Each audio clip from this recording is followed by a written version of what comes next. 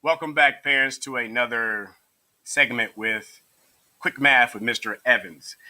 Like I said, we're going to be doing 4-digit times 1-digit multiplication using the area model. Hopefully now at this point you've watched the other one and you know why we're doing the area model for the number sense that we really want our students to gain. So let's take a look at the 4-digit by 1-digit multiplication problem that I would like for us to look at today. And we're going to start with doing 3,649, and we're going to multiply this right now by 2, just so everyone can stay with me on our multiplication and understand what Mr. Evans is doing. So, in like fashion of the same other video, we wanted to make sure that we start off with a rectangular shape to then divvy out our area. Now, with this one, of course, with it being 4 digits, we're going to have some more lines that we're going to draw that we didn't on the previous one. And we're starting from the left with the largest value, and that obviously being the digit 3 here in the thousands place, which represents for 3,000. So we want to draw a line to make sure that we are getting the area coverage of what we believe to be about 3,000.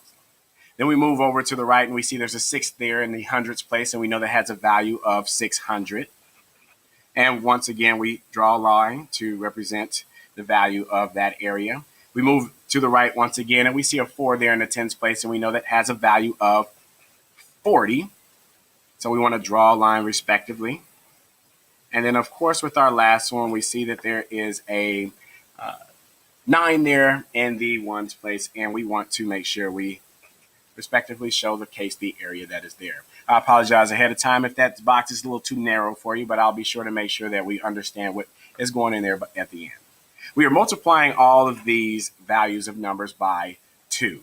And of course, like I do with everything, we're starting from left to right so that we can build understanding, because with the standard algorithm, you go from right to left, and it really doesn't help us build the true understanding of that number that we would like for our students too. So we start with the largest number here to the left, and we go 2 times 3,000. Essentially, with your kids are going 2 times 3 equals 6, and they see there's 3 zeros involved with that, so they put on the 3 zeros there.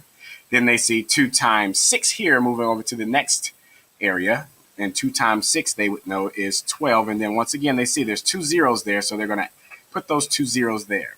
And then we have 2 times 4, which equals 8, and your students still see another 0 hanging there, so they put the 0 there as well. And then 2 times 9, of course, which equals 18. So like I said in the previous video, these lines here are indicating to your students to do some addition there, and so they are rewriting their numbers here just below,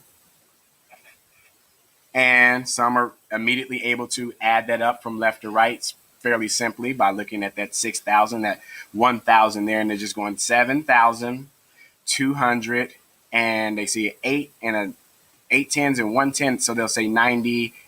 But in the event that they're not able to do that, they're encouraged to rewrite it over here where they line all the numbers up.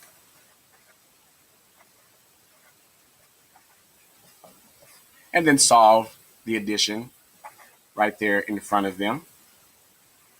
And then that gives them their answer of 7,298. That is essentially what we're looking for, parents. True understanding, true concept. And if your students are able to do this, they will be able to get their answer no matter if they haven't gathered the standard algorithm yet, but at least you'll know that they truly understand the math that is being done right there before them. Thank you. Hope to see you in our next video with Quick Math with Mr. Evans.